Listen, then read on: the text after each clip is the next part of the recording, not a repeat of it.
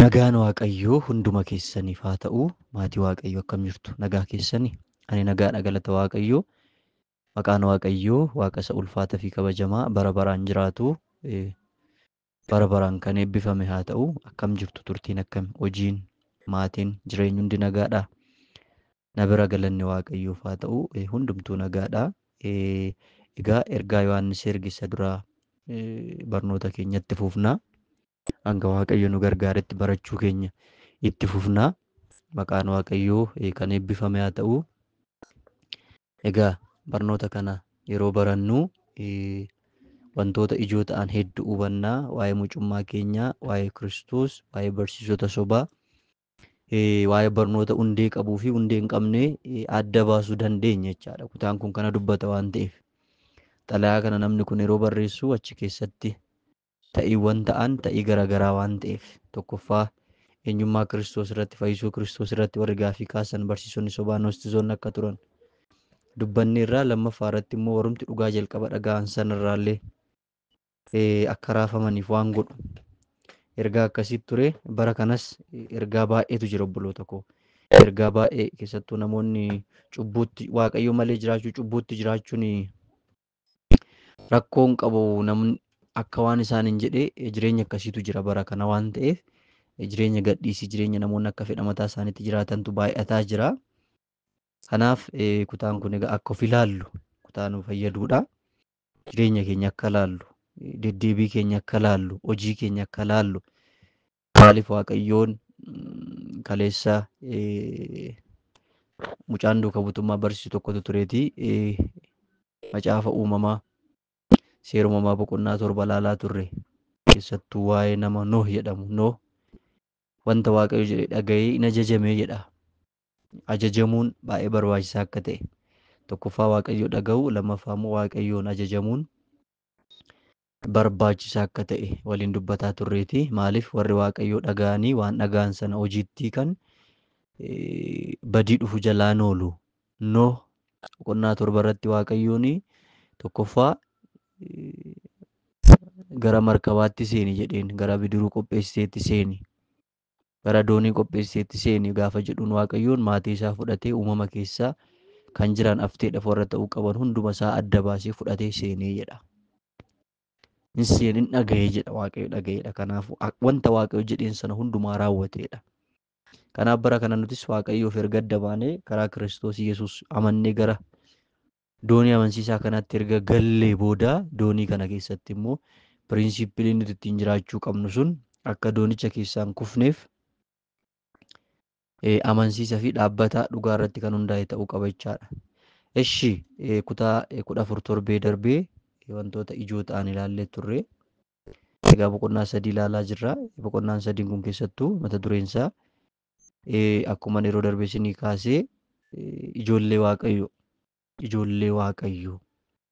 Keessattuu ijoollee Waaqayyoo kan jedhu kana ergaa Yohaannis duraa boqonnaa 2 lakkoofsa 29 hanga boqonnaa 3 lakkoofsa 18 jidduutti argattu. Ijoolleen Waaqayyoo waan isaan ittiin adda baafaman. Ani ijoollee Waaqayyootii qofa miti, maaliin adda bahu kan jedhu ilaalaa jirra jechaadha. Kutaa 14 kana ilaalaa turre. Kana ilaalaa turre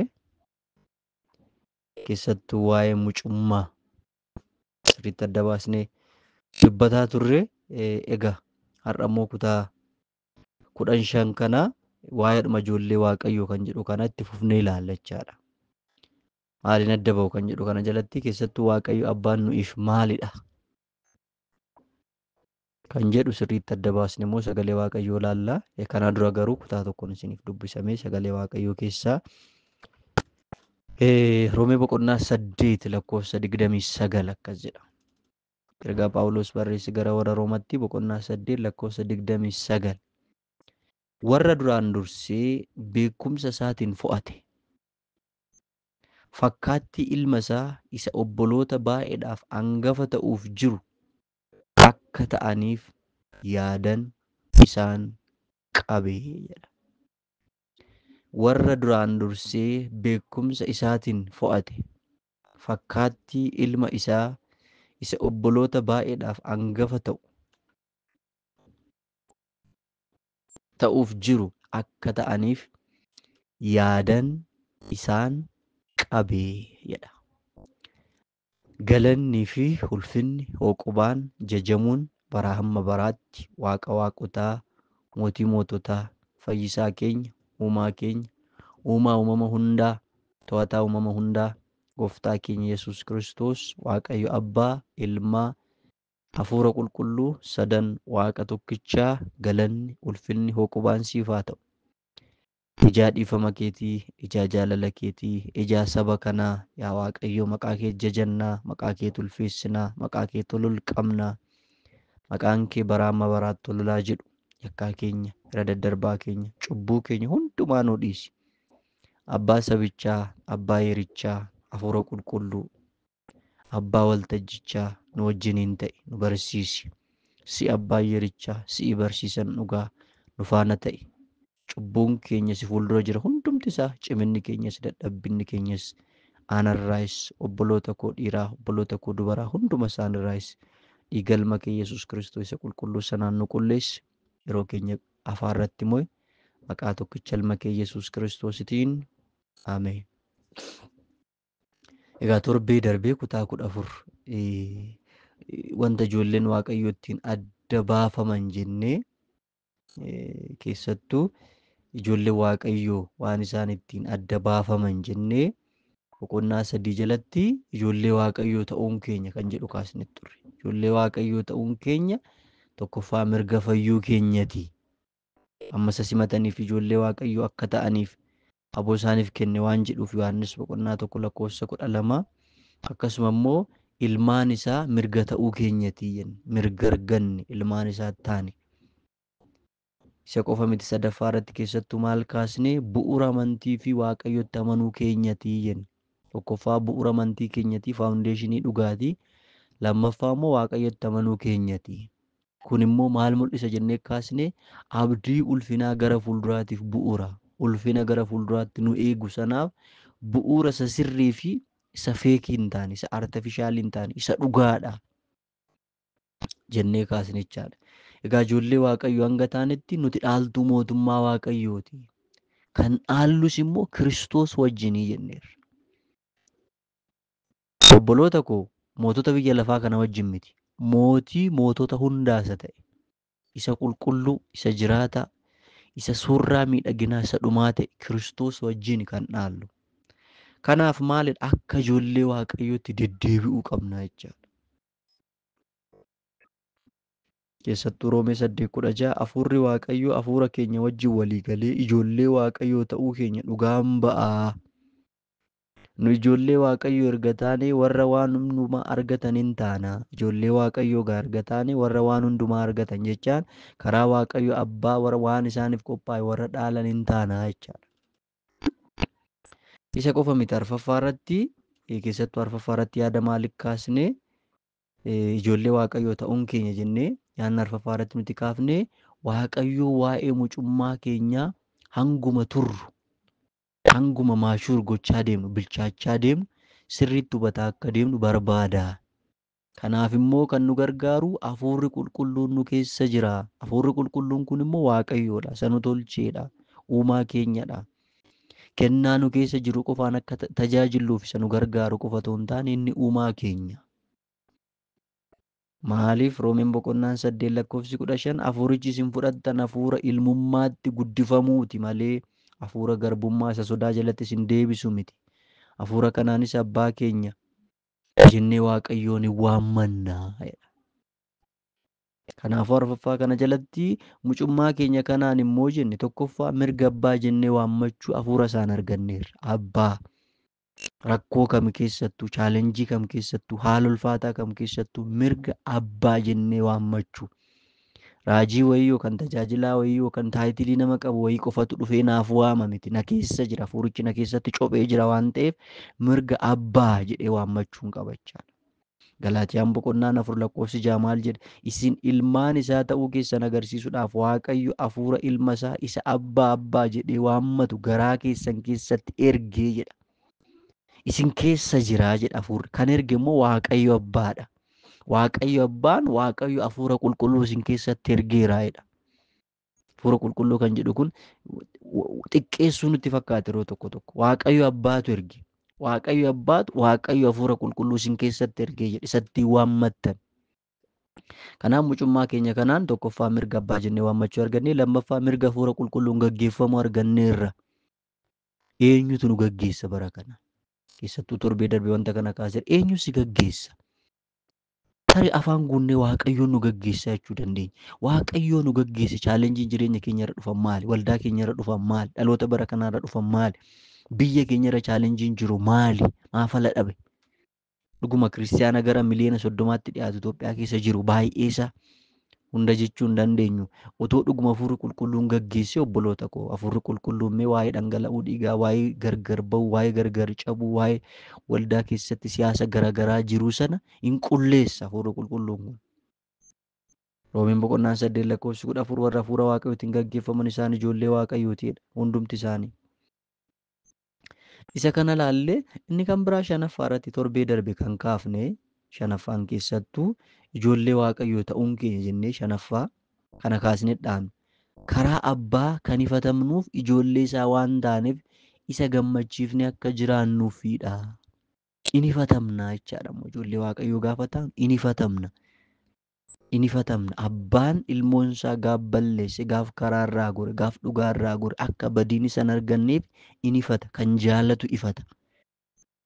Kan inni itti callisu kan itti abdii kuteedha. Obboloota koo gaafa waaqayyo isin ifatu gammaddu.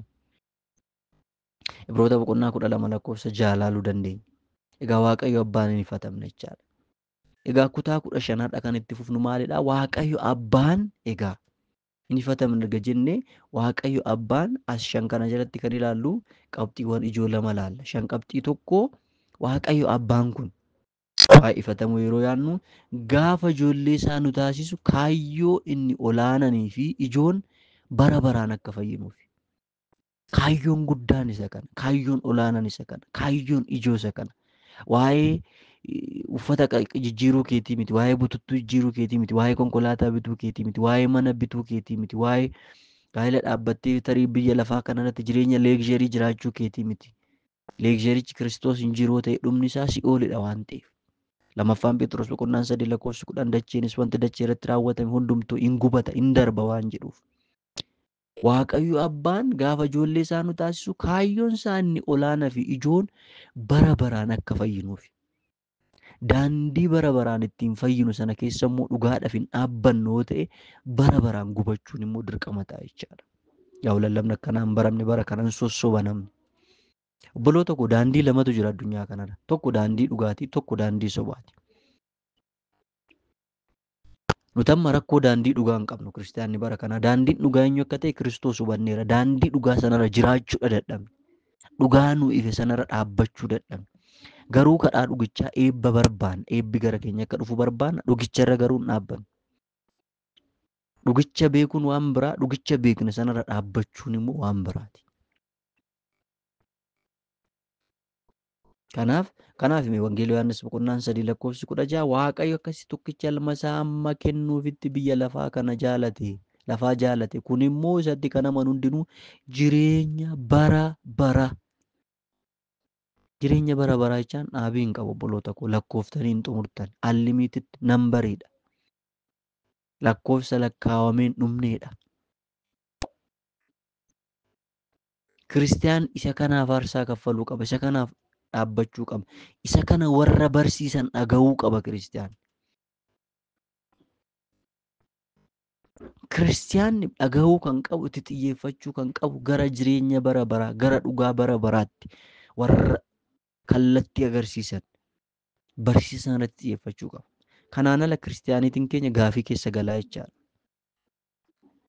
Akka Efesoon hin jedhame. Maqaa qabda garuu duutirtaa jedheen Yohaannis. Mul'ata boqonnaa 2 dhaxxanii gaafa laala ስም አለ ግን ሞተህም አለ. የቀድሞ ፍቅርህን ትተሃል. Jaalala waaqayyo jalqaba qabdu sana jaalala siif kenname sana gatteerta. Maqaadha qabda. Amanaadha ofiin jetta. Lallabaadha ofiin jetta. Tajaajilaadha ofiin jetta. Raajadha ofiin jetta. An akkan ofiin jetta. Taayitilii ofii kennita. Miidiyaa garaagaraa keessatti pilaatfoormii adda addaa kireet goote sochoota. Biizinasii garaagaraa sochoofta. Maqichaan qabda garuu duutirtaa jedheen. Efesoon yeroo sanaa jechaan obboloota koo Turkii har'aati. Baay'ee yeroo tokko ክርስቲያን hubachuu qaba. Baay'ee ammanaafasuu qofa otoo hin taane በጣም ማስተዋል አለበት ክርስቲያን. Efesoon yeroo sanaa jechaan har'a Tarkii jechaan maal amantiin isaanii baay'ee beektu. Musliimota kaan Ortodoksota. Kanaafuu Waaqayyo Abbaan gaafa ijoollee isaa nu taasisu kaayyoon inni olaanaan inni ijoon inni yeroo hunda kiristiyaanni yaaduu qabu bara baraan akka jiraannudha. Inni lammaffaan ilma isaa Yesuus Kiristoos fakkaannee mootummaa isaa akka dhaallu barbaada. Ilma fakkaachuu. Fakkeessuu fi fakkaachuun garaagara. Fakkeessuun uumaa aarsaan gaafatu. Fakkaachuun garuu gatii gaafata. Barachuu gaafata. Spiritual disciplinii gaafata. Yeroo kennuu, sagalee Waaqayyoo dubbisuu, kadhachuu, fuuldura Waaqayyoo turuu, warra fakkeessitoota, warra hattoota, warra bu'aaf kaatan, warra keessi isaanii ayyaanni keessa isaanii jiru onee wanta biyya lafaa aangoodhaaf beekamtiidhaaf maqaa qabatanii kaatan isaanirraa adda ba'uu gaafata. Waaqayyo Abbaan kana barbaada. Ilma isaa Yesuus Kiristoos fakkaannee akka jiraannu. Fakkeessinee miti fakkaannee. Obboloota kun fakkeessitu taanaan seexanni waan isin barbaadan hunda isiniif kenna. Isin hin dhoowwatu waan biyya lafaa kana. Birri isinii kenna, beekamtii isinii kenna, maqaa isinii kenna, waan barbaadan isiniif kenna. Fakkeessitoota. Fakkaachuun garuu aarsaa gaafata.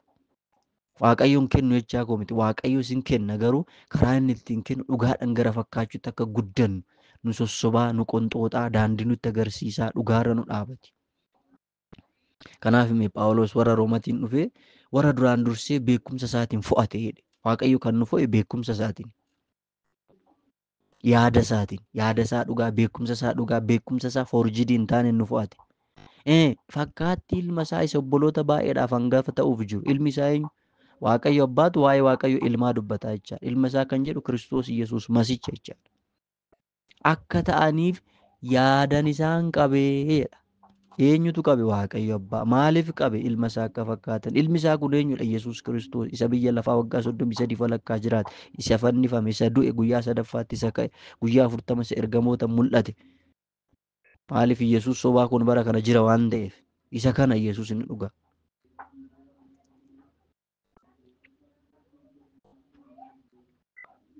Kanaaf obboloota koo wantoota shaniidha kan ilaallee wantoota shaniidha. Kutaa 13, 14, 15 keessatti kan ilaallee keessattuu wanti nuti irratti xiyyeeffannee ijoollee Waaqayyoo ta'uun keenya mirga guddaa fayyuu keenyati. Ilma isaa mirga ta'uu keenyati. Ilmaan Waaqayyoo mirga ta'uu keenyati. Sadaffaan immoo bu'uura amantii fi Waaqayyo amanuu keenyati. Kun immoo abdii ulfinaa isa bara baraa isa gara fuulduraati. Ijoollee Waaqayyoo hanga taanetti nuti dhaaltuu mootummaa Waaqayyoo kan dhaalludha. Kan nuti dhaallu immoo Kiristoos wajjiniini. Hangafa nafagaasa ta'e, mootii moototaas ta'e, waan hunduma dabarsee isa bara baraan darbee jiraatu isa wajjiniin dhaalla. Kanaaf jireenya of harkaa qabnu kun qoosaa miti. Maqaa qabachuu qofa miti. Of eeggannoo gaafata, adda ba'uu gaafata, aarsaa inni kaffalchiisu kaffaluu gaafata. Jireenya kanaaf abboonni du'aniiru, qalamaniiru, bineensatti kennamaniiru, leencatti kennamaniiru, magaaziidhaan iddoo lamatti tarsaafamaniiru. Manni isaanii gubateera, ijoolleen isaanii fuuldura isaaniitti qalamaniiru, tokko tokko dhagaraadhaan mormi isaanii citeera. Maaliif? Jireenyicha waan hubataniif. Jireenya isa bara baraa kana waan hubataniif. Nuti bara kana dhiisaa dhugaadhaaf aarsaa kaffaluu, dhugaa dhaggeeffachuun barbaannu. Barsiisa akkanaan barbaannu. Barsiisa akkanaa parsantii 100 keessaa parsantii 20-30tu barbaadan barbaadu namni. Sijammar bara Kiristoos Yesuus biyya lafaa tures ture baay'ee. Wangeelii Yohaannis boqonnaa jaadhattanii gaafa laaltan namoonni 5,000 dubartiif daa'imni toon lakkaa'amin gara isaa dhaqanii jedha. Hin fayyisee jedha. Qurxummii 2 fi biddeen 5 eebbisee isaaniif laatee jedha. Boodarra ammas barbaacha gaafa isaan dhufan isin kan na hordoftaniif nyaata fi jedheen. Egaa amma barsiisan isinitti jijjiiraa jedheen. Foon koo nyaachuu baattan, dhiiga koo dhuguu baattan kan koo ta'uu hin dandeessanii gaafa isaan hin jedhu hin baqatanii jedha. Bartoota 12 tafee jedha.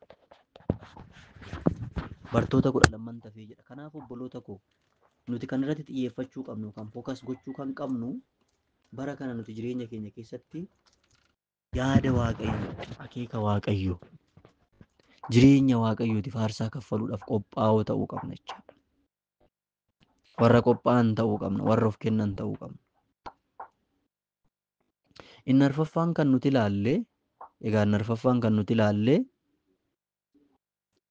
ijoollee waaqayyoo ta'uun keenya jennee waa'ee mucummaa keenyaa hanguma turru sirriitti hubataa akka deemnu barbaada. Kanaaf immoo kan nu gargaaru hafuura qulqulluun nu keessa jira.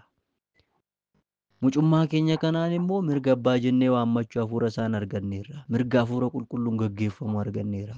Karaa abbaa immoo kan ifatamnu ijoollee isaa waan taaneef isatti gammadnee akka jiraannuufidha. Isa gammachiifnee jiraachuu kan dandeenyu yeroo dogoggorru gaafa qixaaxamnudha jennee shanaffaa kana jalatti egaa yaada lama kaasne har'a. Tokkoffaa Waaqayyo abbaan gaafa ijoollee isaa nu taasisu kaayyoon inni olaananii fi ijoon bara baraan akka isa faana jiraannudha. Bara baraan isa faana. Isaan ala jiraachuu hin danda'amu. Seexanaan mootummaa isaatiif waan qophaa'eef.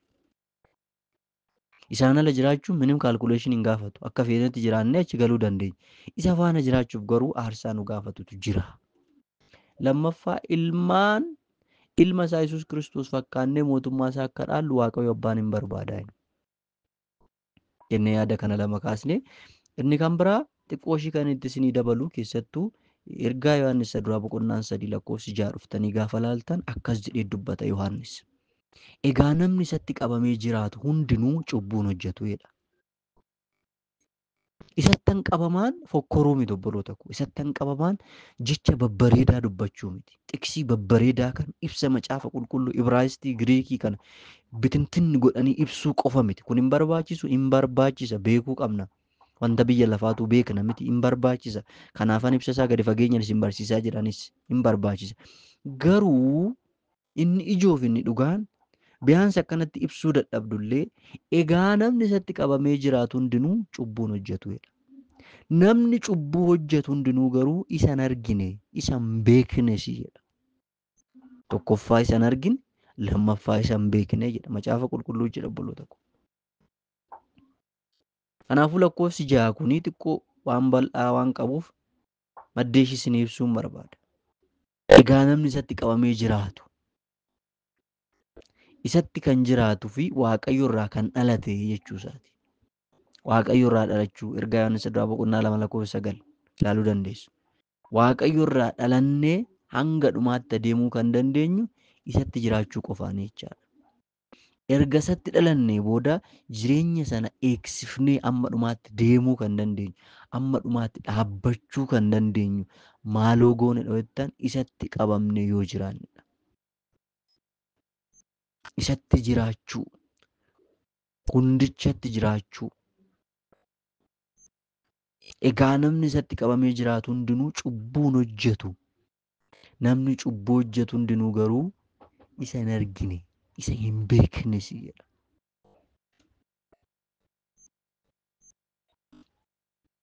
Keessattuu isa hin argine, isa hin beekne kan jedhu kun hin argine, hin beekne. Jechoonni jedhan gochichi ta'uu isaa yookaan raawwachuu isaa kan mul'isanidha jechaadha.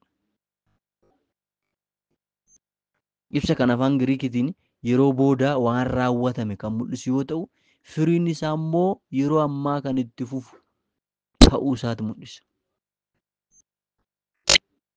Itti fufiinsan keessa hin jiraatu jechaadha. Kanaafuu ergamaa Yohaannis namni tokko cubbuutti jiraachuu yoo itti fufu kontiinasitii. Malee nuti ergamoota miti. Oolmaa keessatti, jecha keessatti, dubbii keessatti, hawaasummaa keessatti kallattii adda addaatiin otoo hin beekin dogoggoruu dandeenya. Yeroo tokko immoo ayyaanni nutti hir'atee itti yaadnes dogoggoruu dandeenya. Itti kontiiniitii itti fufee Waaqayyo hin argine yookaan isa arguunis itti hin fufu yookaas isa hin beekne yookaas isa beekuttis hin fufu jechuu isaati. Kanaafuu yaadni osii olii kun Kiristoos takka dhugaan amananii kan hin beekne yookaan jalqaba Waaqayyo beekanii amma garuu isa beekuun kan itti hin fufne warra gantoota mul'isa jechaadha. Jalqaba hubatanii, jalqaba beekanii, jalqaba dhugaa jiru sirriitti hubatanii dhugaa sana keessa immoo dhaabbachuun kan itti fufne namoonni sun warra maalitichaadha? Warra ganan.